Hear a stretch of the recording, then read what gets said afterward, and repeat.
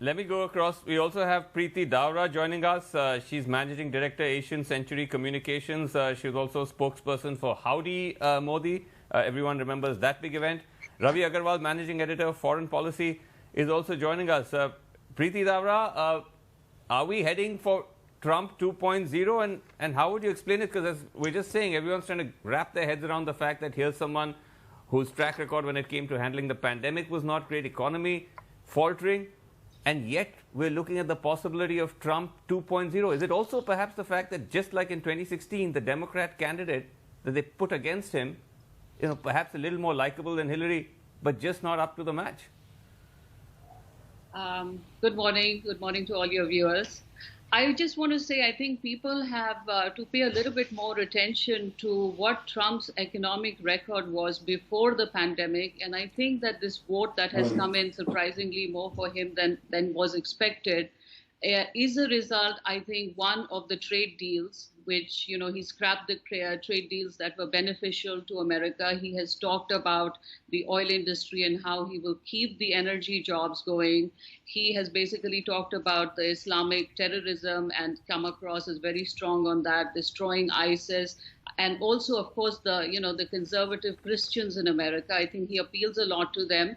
And people are complex, so I think they're not voting on a single issue. And on that framework, both economically, culturally, I think that Trump still appeals broadly to a large swaths of this population that seem to be voting for him. Okay. Ravi Aggarwal, again, early days yet. It's still a close contest in many states. But if indeed it is heading for Trump 2.0, how would you see it? Would you see it in keeping with the fact that there is this rising curve of authoritarianism, and certainly America hasn't lost its appetite for it? Look, I think it's way too early to go there. I think this race could still go absolutely anywhere. I know there are a lot of people who wanted to call it early, especially if Florida fell. But the reality is that where we stand right now is that it looks like maybe Florida might go Republican. The other two early states that we were looking at very closely, North Carolina and Georgia, are still very much up in the air. So I think it's too early to draw larger extrapolations from anything we've seen so far. But all of that said, what's clear is that this is a competitive race in much of America. And I think that's something that's easy to forget for those of us who live in cities like New York or Washington, D.C.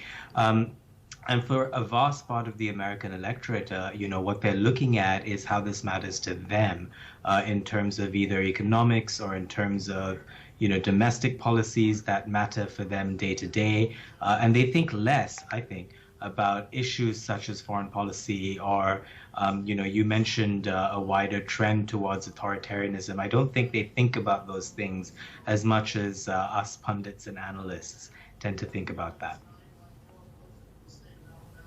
Sure. Dawra, to the point about whether the Democrats once again couldn't come up with somebody who seemed to charge up their base and certainly charge up those who might be fence-sitters or undecideds, similar to 2016. Was Joe Biden perhaps not the best choice given the situation? Vasu, we are aware of the fact that more Democratic voters were voting against Trump than for Biden. It is also a fact. Just 1 second, just some breaking news. I don't know if you, I know that both Dorab and Baj are very interested in the Senate races. So the first Senate race that has been flipped and won by the Democrats is in Colorado. The Republican Senator Cory Gardner has lost and the Democrat has won there. That's the first one to flip. The polls did say this would lean towards a Democrat senator, and that has actually happened. So Dorab, your polls are right. When the polls are right, it's yours. When they're not, there's some sampling problem. Chalo. Carry on. I don't know what I was talking about. Vasu, can you repeat the question? Sorry, I forgot. You broke my train of thought. Prannoy has the habit of doing that. Yeah, I've forgotten the question. I really haven't answered. Vasu has forgotten the question. No, he was saying, is Biden not the best candidate? Question. Could have chosen a better candidate. I was talking about Biden's winnability. Biden's winnability. But anyway. Yeah. But no, let me check. Oh, sorry. Vasu, let me please complete that. On that, Hillary was more disliked than Trump. Biden is more liked than Trump.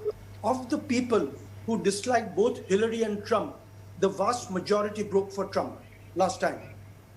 Biden has a much better positive score than has Trump. That is the point I was making. But again, if the polls are wrong, all this is wrong too. That's the issue. Sure. That is the issue.